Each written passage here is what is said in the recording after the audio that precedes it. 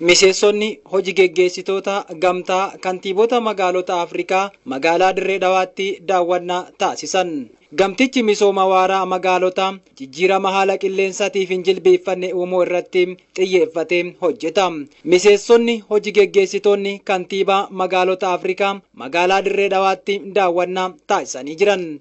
Daawwannaa isaanii kanaanis zoonii daldala bilisaa Dirree Dhawaatti warshaa huccuu Uushi buufata gogaa kilaastara biyyoo awwaallee araddaa adaadaatti piroojeektii hidha sulula bishaanii fi buufata baabura lafoo daawwatanii jiran.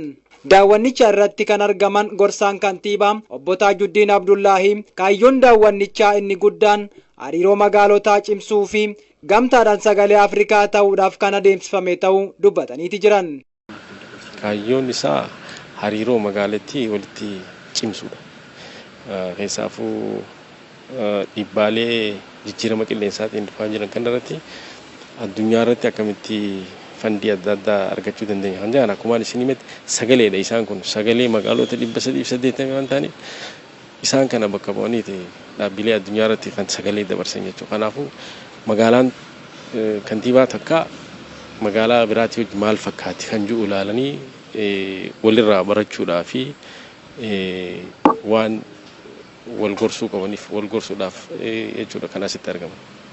Kantiibaan magaalaa Moozambiik Mr. Arujaa Kolimaanii kaayyoo daawwannaa isaanii isa guddaa kaasanii muuxannoo qabnu wal jijjiiruu fi hariiroo magaalota Afrikaa cimsuuf ta'u addeessaniiti jiran. Well, the main objective was first of all to meet our counterpart, the city government. Daawwannaan keenya inni guddaan kan magaalota garaagaraa irraa walitti dhufneef muuxannoolee wal jijjiiruudhaaf sababni isaatis nuti magaalonni adda addaa muuxannoo adda addaa kan walirraa fudhachuu dandeenyu hedduu qabna. Kun ammoo nuuf carraa guddaadha jeetii yaadama. Dhuma daawwannichaa irratti miseensonni hojii geggeessitoota gamtichaa paarkii Alii Birraatti argamuun biqiltuu dhaabuudhaan ashaaraa isaanii kaa'anii jiran. Daawwannaa kana irratti kantiibaa bulchiinsa Dirree Dhawaa obbo Kadir Jawaar dabalatee hooggantoota olaanoon bulchiinsaa fi akkasumas kantiibonni magaalota biyyoota Afrikaa garaagaraa argamaniiti jiran.